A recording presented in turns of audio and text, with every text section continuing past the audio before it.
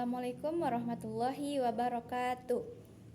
Halo semuanya, kembali lagi bersama aku, Amila Soleha, dari jurusan Hukum Tata Negara semester 4 dengan NIM 2330203008. Kali ini saya akan membahas tentang materi yang tidak kalah jauh menarik dari materi-materi sebelumnya.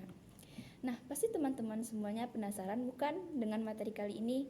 Sekarang saya akan membahas mengenai Al-Sultah At-Tanfinziyah dan kasus yang sangat hangat pada kali ini, yaitu penambangan nikel di Raja Ampat, tepatnya di Papua. Nah, kenapa saya menghubungkan kedua kasus ini? Karena mereka sangat berhubungan. Mari kita bahas satu persatu. Pertama, saya akan menjelaskan tentang Sultah At-Tanfinziyah. Secara singkat, Sultah At-Tanfinziyah ini berarti pemerintahan, tapi secara bahasa Al-Sultah berarti kekuasaan, At-Tanfinziyah sendiri berarti eksekutif atau pelaksana.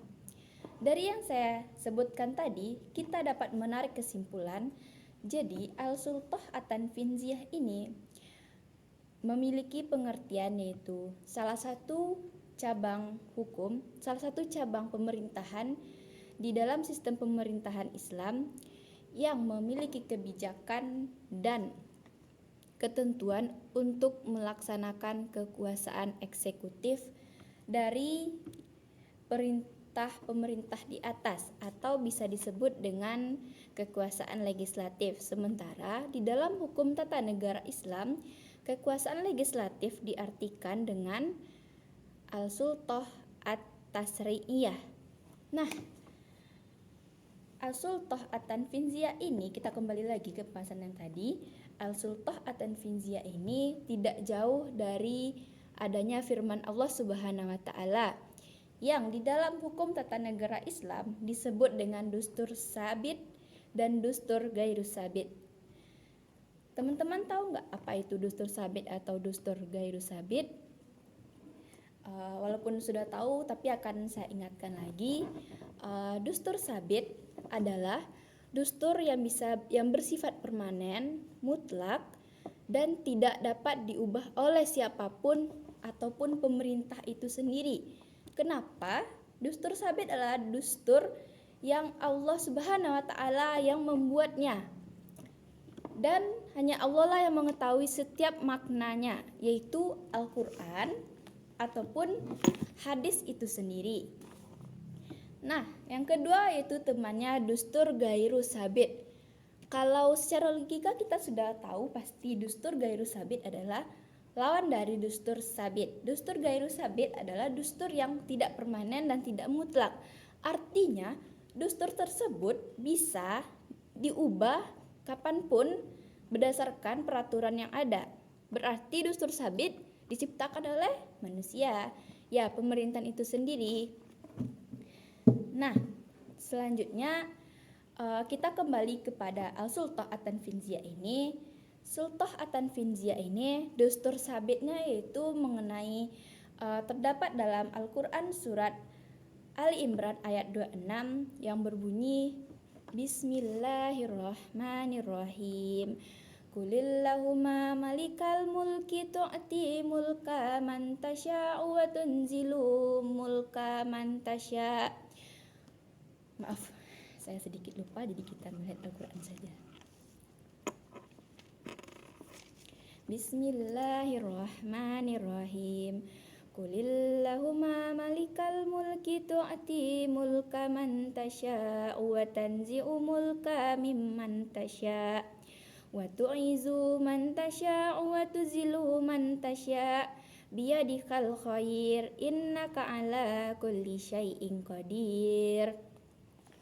Dan artinya yaitu, katakanlah Muhammad, wahai Tuhanku, engkaulah pemilik kekuasaan dan engkau cabut kekuasaan dan engkau berikan kekuasaan kepada siapapun yang engkau kehendaki, dan engkau cabut kekuasaan kepada siapapun yang engkau kehendaki. dan engkau muliakan siapapun yang engkau kehendaki, dan engkau hinakan siapapun yang engkau kehendaki. Engkaulah pemilik kekuasaan, engkau lupa guys, maaf. Di tangan engkaulah segala kebajikan, sungguh engkau maha kuasa atas segala sesuatu. Dan juga dustur sabitnya terdapat dalam surat Al-Muluk. Kita bisa dilihat dari ayat 1. Bismillahirrahmanirrahim. Tabarakalladzi biyadihil muluk.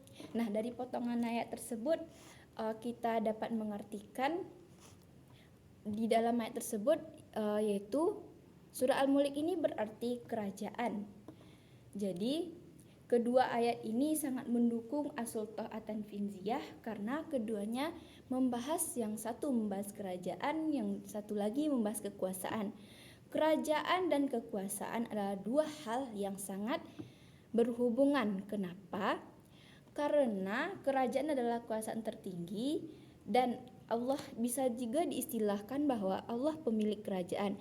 Tapi kerajaannya seperti apa? Kita tidak tahu. Apakah itu kekuasaan atau apa? Kita tidak mengetahuinya.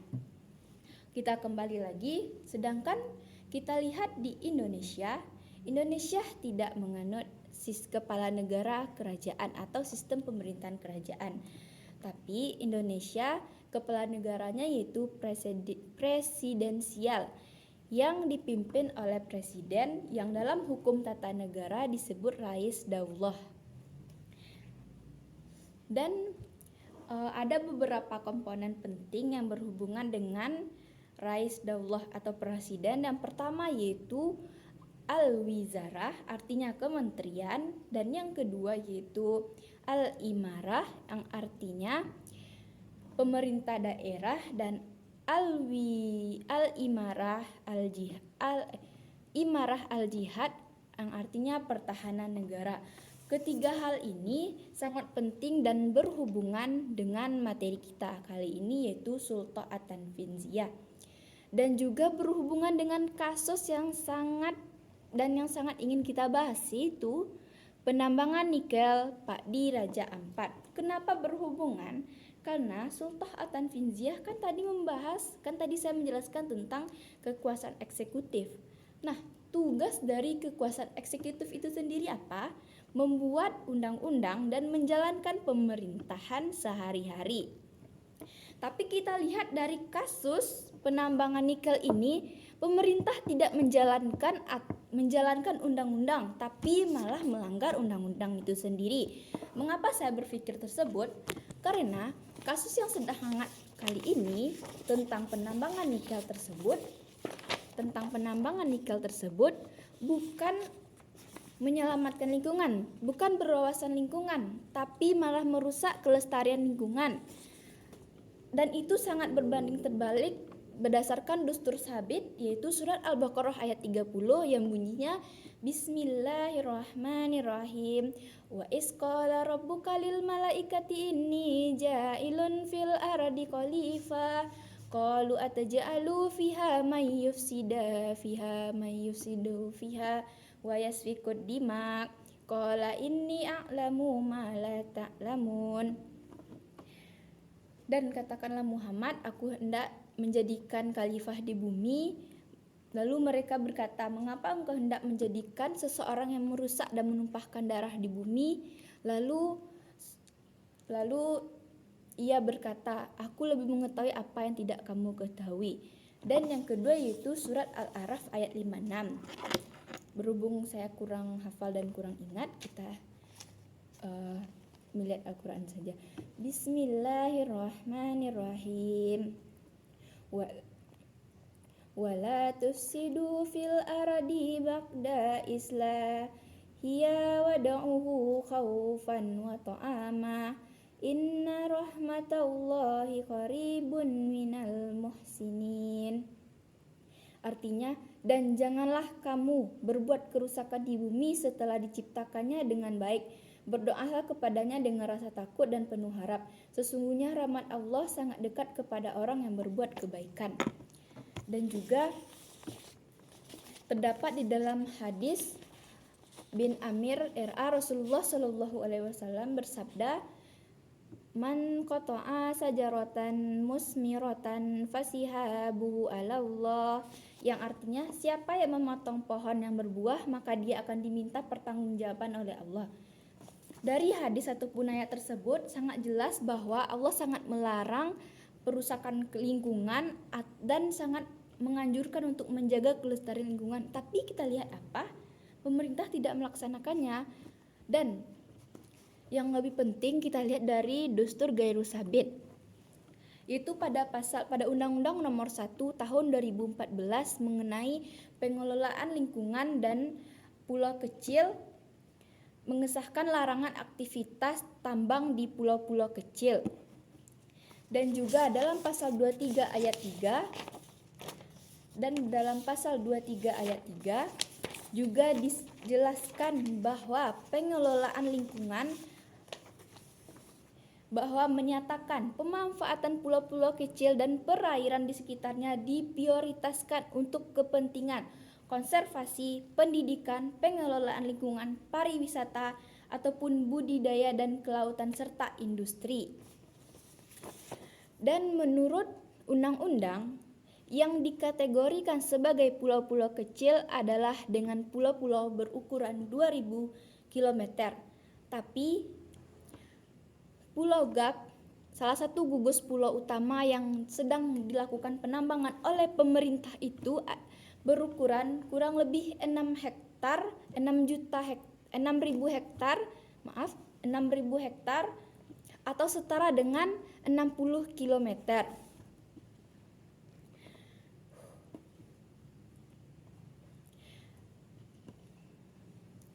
Dan ini juga didukung oleh pasal 33 ayat 3 yang berbunyi yaitu pasal 33 ayat 4 Undang-Undang 1045 menyatakan secara eksplisit bahwa perekonomian nasional harus diselenggarakan berdasarkan prinsip-prinsip berkeadilan, efisiensi, kesamaan, dan kebersamaan.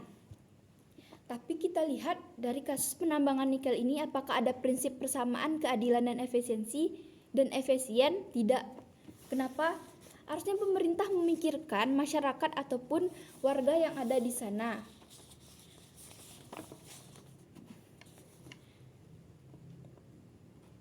Dan dengan terbongkarnya kasus penambangan ini merupakan salah satu tugas penting oleh aparat hukum untuk lebih memeriksa kasus ini, apakah ada kasus korupsi berupa gratifikasi atau suap. Karena kenapa?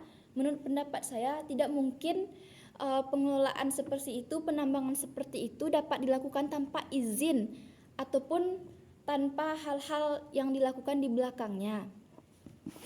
Padahal Raja Ampat adalah pulau yang sangat terpopuler dan bisa menjadi geopark global pariwisata dan destinasi wisata. Dan teman-teman semuanya tahu apakah Raja Ampat memiliki 78% terumbu karang terbaik di dunia.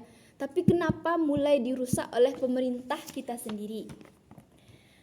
Dan menurut beberapa artikel yang saya baca, sudah 5 pulau yang mulai dilakukan penambangan. Sangat disayangkan sekali, bukan? Tapi berita terbaru mengatakan bahwa pemerintah menghentikan sementara penambangan nikel. Tapi kenapa sementara? Kenapa tidak dihentikan selama-lamanya dan tidak dilaksanakan lagi? Padahal dari semua rincian yang telah saya bacakan tadi telah jelas bahwa penambangan nikel ini sangat merusak. Dan dari banyak kasus yang saya baca, dari banyak artikel yang saya temukan, kalau ini sangat bertentangan dan sangat tidak banyak kontra daripada pro yang menyatakan bahwa penambangan nikel ini tidak didukung. Tapi mengapa pemerintah masih melaksanakannya? Itu menjadi pertanyaan penting dan masih menjadi topik hangat bagi kita warga Indonesia. Mungkin hanya itu yang dapat saya jelaskan kali ini. Satu kata untuk Papua: selamatkan Papua, Papua bukan tanah kosong. Itu kalimat yang sering saya dengar kali ini. Baik teman-teman semuanya, sampai jumpa. Sekian, terima kasih. Saya Amila Soleha, pamit undur diri. Dadah.